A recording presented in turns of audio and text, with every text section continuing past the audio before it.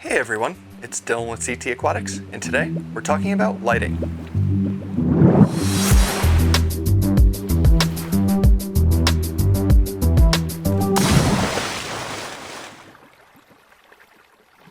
So in a previous video, we did talk about lighting and its importance in the reef tank. In this video, we're going to be talking about lights, the equipment itself, and the different types and how they affect the reef tank. In the past, there were three main types of lights that dominated the reef tank community. Those were fluorescent light tubes, metal halide bulbs, and more recently, LEDs. At this point, fluorescent and metal halide have become pretty much obsolete because LEDs have become so advanced. With that being said, today's video is going to be about LED lighting and the different styles of LED light fixtures and the coverage that you can get from each fixture, along with the spectrum, and again, how they affect the coral growth. At this point, I feel like the three main styles of LED light fixtures include puck style fixtures, board style fixtures, and light bars. They're three very different styles and they can affect the coverage, light spectrum, and overall growth of the coral quite significantly. The first type of light is puck style. Puck style LEDs tend to be smaller fixtures. Something like the AI Prime, like I have next to me, is an example of a puck style. A puck style has a small, round LED deflector, typically in the middle of the fixture. There are a bunch of LEDs under the reflector plate, and the reflector plate is what determines the overall spread and coverage of the light. For example, this AI Prime does best on a 12-inch by 12-inch area, although you can go to bigger tanks, such as like the one I'm using that is 15 inches by 15 inches. It still does the coverage fine, and I could even use this for SPS coral in this tank. But if I were to use a puck style on a bigger type of tank, the coverage would be very minimal. For example, on a, let's say, 180-gallon tank, if you wanted to run SPS type coral, you would most likely need somewhere in the neighborhood of 12 of these lights to get proper coverage. There are other puck style LEDs that have better coverage, such as something like the Kessel lights, but overall, you end up with more of a hot spot in the middle with these lights and more shadowing towards the edges. And the reason for this is, again, because the lights are centralized in one area.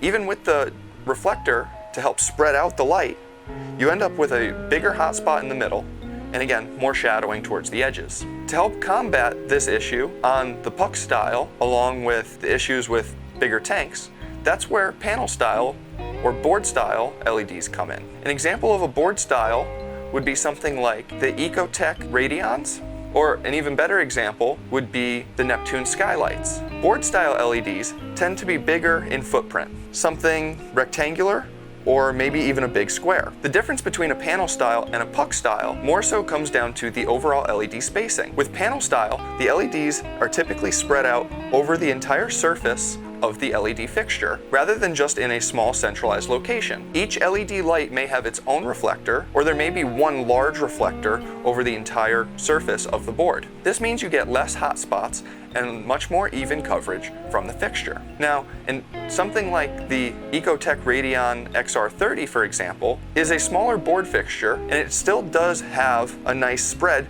due to its reflector. When you have a panel style like this, you still will end up with more of a hot spot directly under the light and more shadowing towards the edges. With a bigger panel style, such as with the Neptune Sky, you get a lot more even coverage. As the fixture is bigger, you get more direct light down through the tank with less shadowing towards the edges, because the board covers most of the surface area of the tank. The third and final type of LED fixture are bar style lights. These fixtures are very similar to panel or board fixtures, as the LEDs are spread out along a much bigger surface area, unlike the puck fixtures, but the difference between the light bars and the panel fixtures is that a panel tends to be a square or a more square type of rectangle, where the bar styles tend to be long and thin, almost like an LED strip. With bar style lights, you can put spaces between the lights and maybe have 2 or 3 of these over a large tank. So you might have 3, for example, 3-inch by 6-foot long light bars over a 180-gallon tank, let's say, and this will give you the same coverage that maybe 3 or 4 panel style fixtures would do, or up to 12 of the puck style. So you get more coverage with them. The biggest difference between the coverage on the panel style versus the bar style is a panel style, again, tends to have more of a square coverage, more direct to a specific footprint, where the bar styles tend to be longer. So they are better for long style tanks, where a panel style may be something better for a cube. Bar styles can also be implemented in with the puck style or the board style to help get extra fill light. This used to be done a lot with fluorescent tubing, where it would be a combination between the puck style LEDs and fluorescent tubing, which would help to give you overall less shadowing and better coverage for your coral. Nowadays, this hybrid methodology uses all LEDs instead of a combination of pucks and fluorescents, and the bar style LEDs have pretty much entirely replaced the fluorescent tubing. Another advantage of bar style LEDs over panel style or pucks is that they tend to be dead silent. Because the bar style LEDs are long, thin LEDs, heat dissipates out of them much better than when they are compacted into a small area. Typically in both board and puck style LEDs, you have a fan running, meaning there's a small amount of noise being created. It might be a small hum, and you might not even hear it over the other sounds of your tank, but there is noise being created. Bar style LEDs, like I said, because they can dissipate the heat better, typically do not require any fans at all, making them dead silent. That, in my opinion, is a great advantage to picking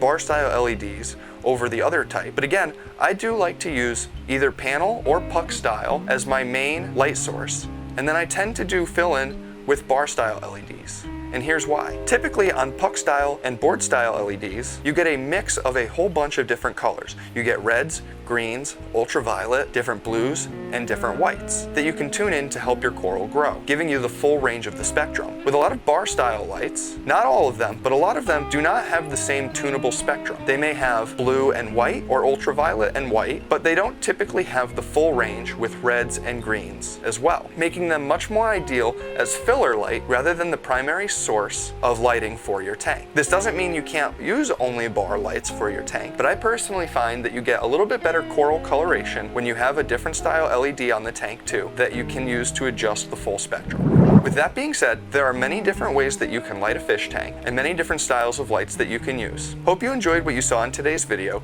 and remember, please like, subscribe, and ring the bell for notifications to join us on our journey through the sea. Or drop a comment below and let us know what you thought of the video. Thanks for watching.